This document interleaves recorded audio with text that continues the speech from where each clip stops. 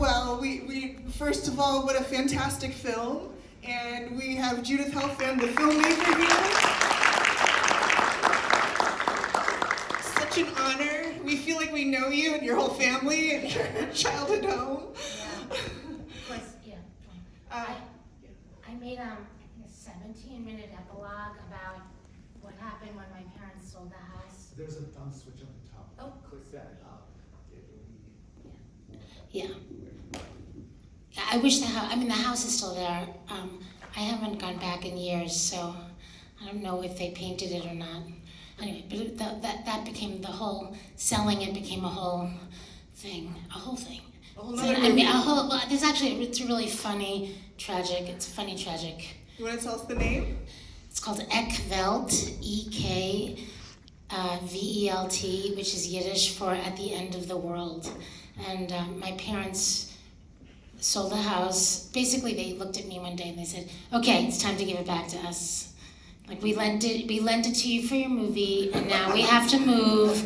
And it's really true. It's like everything is in that house. That's our retirement, so we need it back. And I said, "Okay." I said, I think that if you talk about what the house represents and where the wood is from and what we did and the fact that it was on HBO, I bet you could get more money for it. And maybe you could, I didn't tell them because they didn't know, but like maybe you could give me my uterus money back. But I didn't tell them that because they would have killed me.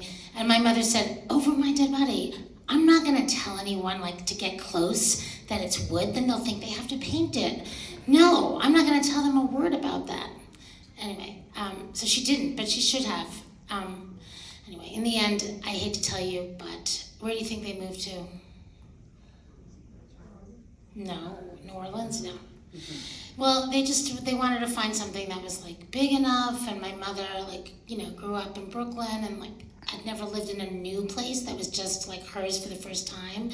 So, that house had been lived in by someone else. And the only thing they could find that was affordable was all the way out in eastern Long Island, which if my grandmother had been living, she'd be like, "Where are you going?" And my father would have said, "Ekveld." So that's why we called it that. But they brought me there, and I had a feeling on the way there. I just said, "Why are you all so quiet? What is it, made of vinyl or something?" And it was. It was a vinyl-sided retirement community, so to speak, called Walden Pond. And the little footnote was, even Thoreau would love it. I was like, "Mom, Thoreau would not love this." And so, anyway, I made a movie about that. Thoreau would throw up. But yeah, but the point is, ultimately though, and I think that's what's really important for all of you, and the only reason I brought it up is because, this is a lot of fun, but I was really trying to prove a point that how difficult it is for regular, ordinary people to be able to, build a house or do anything, that is affordable and healthy and doesn't hurt anybody at any step of its life cycle. And that is still like for rich people. And that's a total sin. And it absolutely shouldn't be. And because that's the case, we all eat the risk and we live the risk, or we get killed by the risk. And the burden of proof is on us, and they think that we just care more about cheap than we do about long life. And so I love the film. It's one of my favorites that I've made, but it's a symbolic act to provoke people. But really, only transformation happens when it's like on a much bigger institutional level. So if all the museums in America say, we will never use vinyl underneath our carpets, and we're only gonna we're only gonna have, indoor air quality is gonna be great because everything's gonna be natural. Like if they all decided that, and the military, and schools across the country, and whenever in hospitals, that has been happening, the transformation happens, and so. Well, I want to, on that note, talking about systemic transformation, we mentioned before that part of the reason why this film, why now, why here in Pittsburgh, why are you coming all the way to Pittsburgh, is that one of the reasons is that the EPA is going to evaluate vinyl chloride as a toxic substance. And as people who are at risk, our voices are important. And we're going to hear about, I want to introduce our panelists. I'm sorry. No, Thank you for being here. We have so many questions about the film, and we're going to open it up to you as well for questions. But first, we want to introduce our panelists because we have a very rich discussion coming. We'll start. We tell a story from my right to down the line. Our first, sitting right next to me is Chris Albright. He is an East Palestine resident and leader in East Palestine, or Justice for East Palestine residents and workers. You heard Mike Stout with his performance speaking a bit about that organization. Chris, will you start us off and tell us how vinyl, one of the ways, how that vinyl chloride has impacted your life? Absolutely. Like she just said, my name is Chris Albright. I live in East Palestine. I live less than a half a mile away from where the train derailed and we had that toxic burn. Since that day, everything in my life has been completely destroyed. Not long after the derailment, I started to fall ill. I was having very bad headaches all the time, and I never get headaches, and all of a sudden I'm getting headaches every day. Every day I had a headache. Not to be gross, but like I was having random vomiting. I would be driving to work and I'd have to pull over and throw up. I'd take a shower and have to throw up. And then I found out that I couldn't walk. I couldn't walk more like 20 feet and I'd have to stop. So I went to the doctor. I thought I had like chemical pneumonia and found out I had congestive heart failure. As you guys can see, I'm a very active person. Well, you don't know that there. You can't see that part, but I'm a very active person. I've always been, slimmer in my stature and everything, but I ended up developing congestive heart failure, which turned into severe heart failure.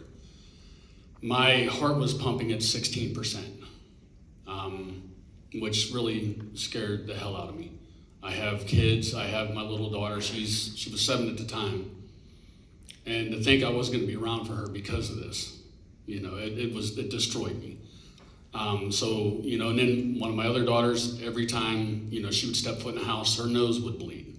My wife now has high blood pressure, like stroke level high blood pressure, not just, a little bit over the top. I mean, it's really bad. And during this time now, I don't know how many people have seen about the whistleblower we've had from the EPA, but the EPA is not taking care of us. The government is not taking care of us. Nobody's helping us out on this. We're forgotten right now. Is Northwest Southern doing anything? Or Oxy Vinyls, that's their products and their... No, absolutely not. We've gotten Norfolk and everybody so far has seemed to pass the buck, or it's not because of this, or we didn't do it. It's not because of vinyl chloride. No, it's because you change your laundry detergent. It's everything they're pushing it onto things like that, and nobody is there to kind of help us along or do anything for us. We've had everybody turn their back on us and virtually forget about us. The past year. And a couple points I'm gonna let you guys know too is the fact that like I'm everyday Joe. I was a gas pipeline worker. I'm you guys. I am nothing. I was never an advocate or anything like that. And this has happened, a half mile from my house. And until things change, until we have some railway safety and some bans on vinyl chloride, things like that, it's going to happen again. It's not going to be if it happens again. It's going to be when it happens again. And I can promise you, it can happen in any of your neighborhoods. And I hope to God it doesn't, because I don't want anybody else going through what we're going through right now in East Palestine, and we're still going through it. Do you want to tell us a little bit, and then we'll go to Heather, about East Palestine, Justice for East Palestine residents and workers? Absolutely. Through some of the things that I've been doing over the past year now, I've been in contact with a number of different, activists and things like that, and we have actually started a coalition which is called Justice for East Palestine residents and workers. Mr. Stout right now is actually passing out some flyers. We have a bunch of them outside. There's a QR code on there. We have websites. We have all kinds of stuff. What we're doing is we are going around and we're advocating for health care for all the residents and all the workers of East Palestine. We need health care. this happened, it wasn't our fault, we didn't ask for this, we didn't want this, and we have to deal with it. So we're trying to get health care. We're trying to get railroad safety acts going. We have to have, we all know we need the railroad. You have to have the railroad. We want a safe railroad. We don't want this to happen again anywhere else. So we're going, I've been to different parts of the country talking to people about this. And again, I understand it's not, if it's gonna happen again, it's gonna be when it's gonna happen again. And I really don't want to see you guys go through anything. I don't see anybody go through what we're going through out there. Thank you so much, Chris, for sharing that. And we don't want that to happen. We want to help and prevent other people from going through this as well. So thank you. We're gonna pass it to Heather in just a second. I don't know if I mentioned, but the vinyl chloride, that was a liquid petrochemical that was set on fire. Its primary use is it's an ingredient in PVC. So that's the connection, that it goes from Louisiana and Texas through Pittsburgh to a plant in New Jersey where it's made into PVC. So when you're seeing the different products of blue vinyl, that's the connection between the liquid and the solids. So it was on its way to becoming little pellets in New Jersey, kind of thing? It was... Talking to the mic, please. Oh, it was on its way to get turned from the liquid VC into little pellets or whatever they were going to do. Is that right? I would have to turn that over to a chemist and someone who knows the process specifically, but it was in liquid form here, and in New Jersey, I believe it's a Home Depot facility where it's turned into PVC, and so maybe someone here can answer that later.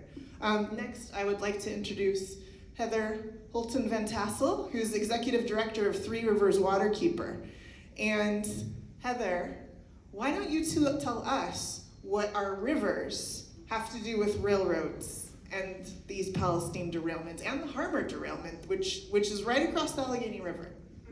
Yeah, so as she mentioned, my name is Heather Hulton VanTassel. I'm the Executive Director of Three Rivers Waterkeeper. We have a mission to protect the water quality of our three rivers here in the respective watersheds, so the Allegheny, Monongahela, and Ohio rivers. One thing that you might notice in our region and across the U.S. is that our major railways follow our waterways. And so as a waterkeeper, and we're not the only ones, we are extremely concerned about the transportation safety, particularly of hazardous materials. And we also deal with hazardous materials such as that were mentioned in blue vinyl and the petrochemical industry in many ways. So the first is through production. We have plastic chemical plants here beyond just the shell cracker plant, which many of you are familiar with, that have byproducts that enter our waterways. And then we also have to respond to spills that happen along our waterways. Almost 2 years now, the Harmer derailment, which had plastic pellets that were ubiquitous, incapable of counting the number that entered the Allegheny River and now flow downstream in the Ohio, which then goes into Mississippi, which then goes into the bayou that you saw out there. And we also have been monitoring the East Palestine derailment in the free-flowing streams. So one thing that y'all might not be aware of is that our region in southwestern PA is still impacted as well by the derailment. And then if you would actually follow the free-flowing streams from the derailment down to the Ohio River, it enters the Ohio River in Pennsylvania, which is in our area.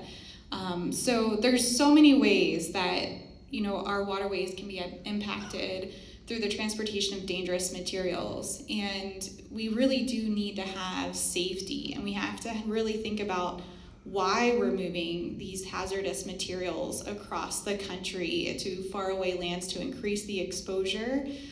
We also just don't have perfect containment when we're transporting, so we don't need to have major catastrophes for spilling and exposure along these railways. So, those are lots of aspects that we think about when we think about our railways, transportation safety, that come up with something like blue vinyl and the East Palestine train derailment.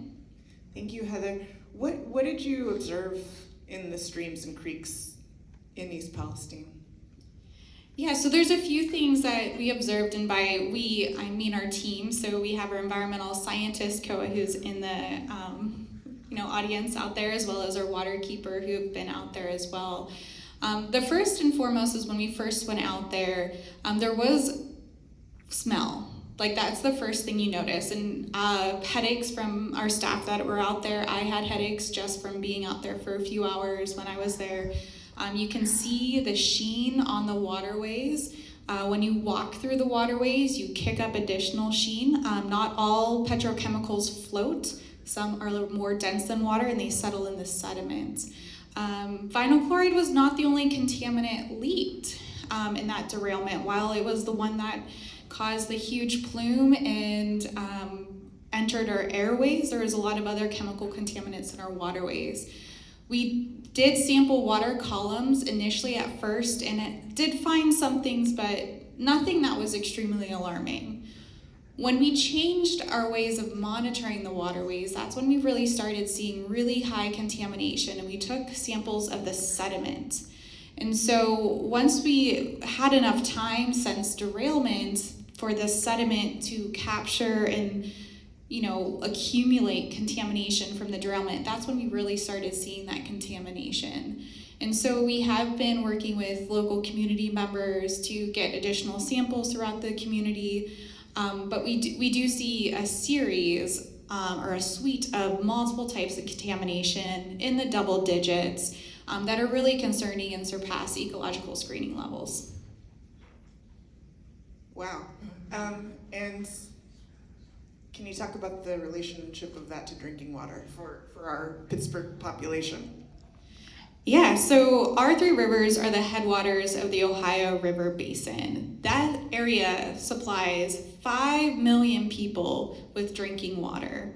And so we're ignoring in a lot of ways what the Mississippi provides. This is just the Ohio River Basin. And so everyone here, if you live in this region, when you turn on that tap, it's gonna come from surface water. We don't have public drinking water that's coming from an aquifer in our region. This is surface water. So the Ohio River is where I get my drinking water. A lot of you might get from the Allegheny and Monongahela. Now, East Palestine, there's still a lot of people with well water, and their public drinking water is from an aquifer, which is very deep water, so not surface. But those downstream from that derailment very much indeed do get their drinking water from our free-flowing surface waters.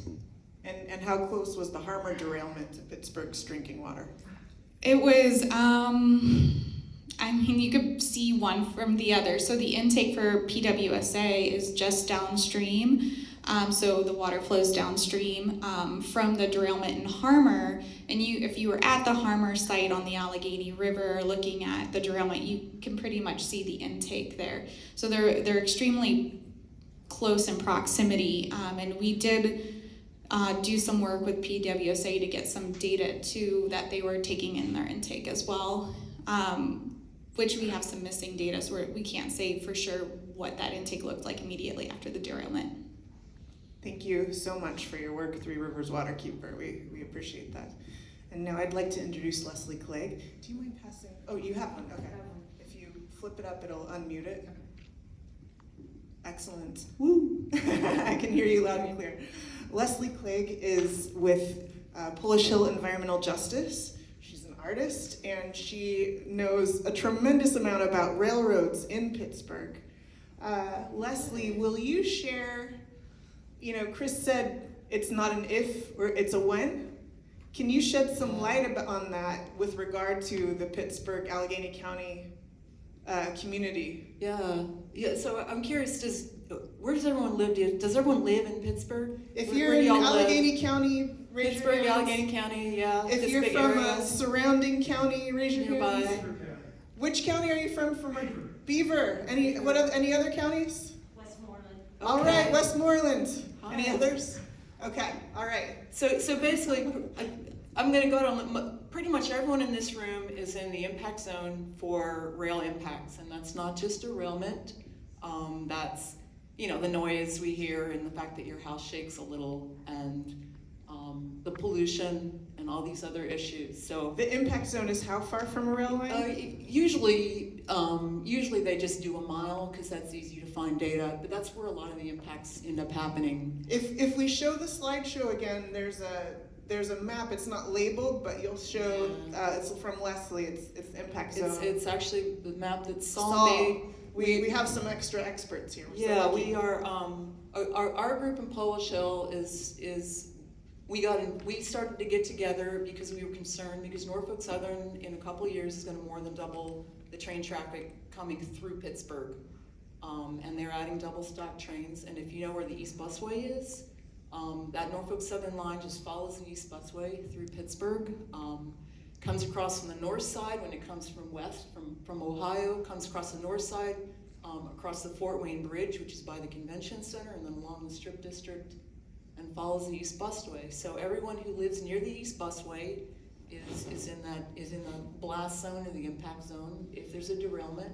And again, that train, which, that little roulette wheel fell on Chris's town, purely an accident that part failed where it did and it happened where it did. If that part had failed an hour later, it would have been here. And, perhaps Norfolk Southern could not have handled it the way they did. They kind of steamrolled over the local first responders, and they did what they very incorrectly called a controlled burn. It was absolutely not controlled burn. You define a controlled burn, it is the opposite of what they did, but the media picked up their language.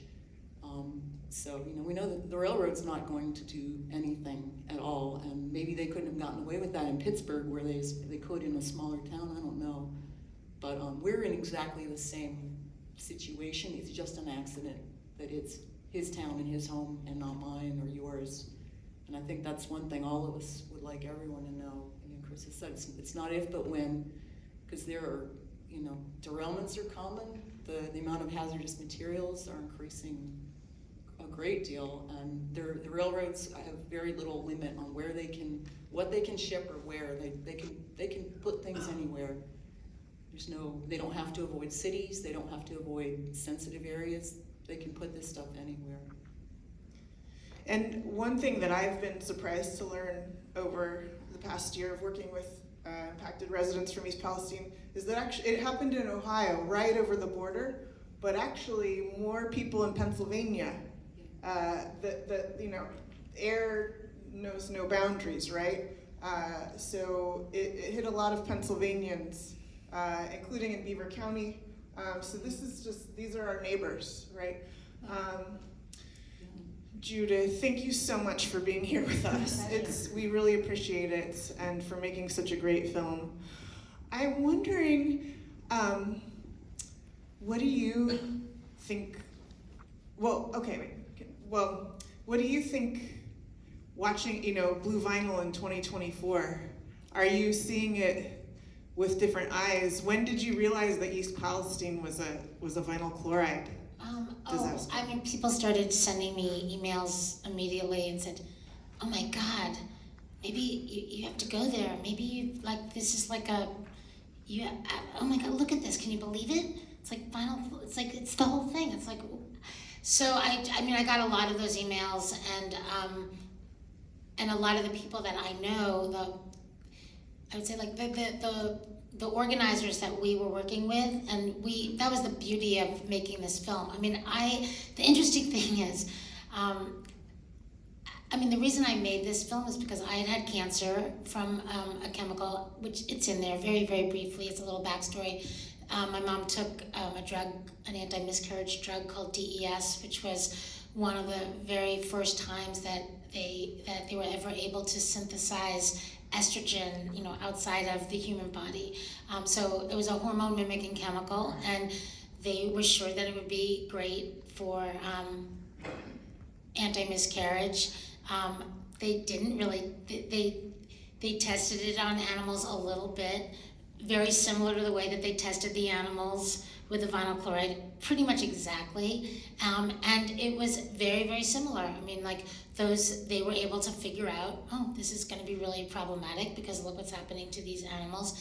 And if they had compared the mouse model to human beings, and they actually really, really thought about it, and then they let the little baby mice grow up, and then they looked to see what happened to them, then they would have realized that those baby mice were getting cancer of the reproductive organs. And if they had actually looked at them, even when they were born, they would have realized that they had terribly malformed reproductive organs. So that happened to millions and millions of us here in the United States and around the world in very developed nations. It was a very middle class and upper class drug. except the military gave it to everybody. It was like the best prenatal care money could buy. But basically it was like the equivalent of being like conceived and developed in, if my mother's womb had like lots of dioxin in it, it would have been similar. It was just synthetic hormones. So when they put vinyl siding on the outside of the house, I just sort of like, we just went through this whole cancer thing. And in fact, at the end of the cancer movie, A Healthy Baby Girl, that's when they decided to put the vinyl on the outside of the house. And so the end of that movie has my parents cladding our house in vinyl. And the first shots of that movie is my nurse putting up my vinyl IV bag. And I had no idea that I was framing the DES story with a vinyl story.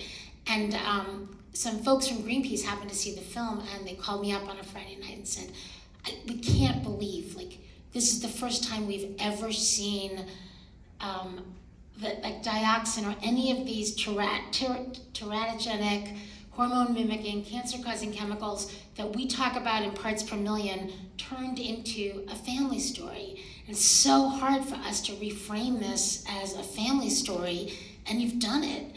And we want to help you get this out in the world. And so their way of helping me get it out in the world was to help me go on a toxic tour right before the film was on national television, and the night before it was on public television all across the country. I was in Lake Charles, Louisiana, and I came home, and that's when I said, Dad, you're not gonna believe this. Like, I was so embarrassed. There's 100 people in this room, and they were watching us put vinyl siding up on the outside of our house at the end of after what we learned. So I just decided I would do this because it's like we didn't learn anything in a way. And we're also segregated. I mean, like, consumers are here and workers are here and people who live near an incinerator are over here, and often, it's a big race class divide, and we're never connected to each other. So that was my goal when I made the film, in a way, was I really wanted to connect all of us, and the best way to do it, and it was through these great organizers who were just sort of like, they were all working on trying to figure out how do we get rid of vinyl chloride? And this is like, not just 2002, it was like, 1999 and 1998, a long time ago.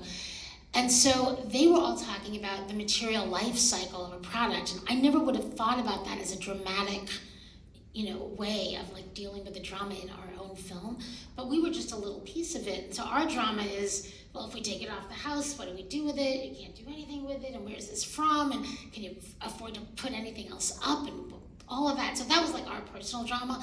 But the big drama is everybody else's, what we didn't think about, and I haven't thought about really until the last couple of weeks, was we got every piece of the life cycle except how it gets anywhere.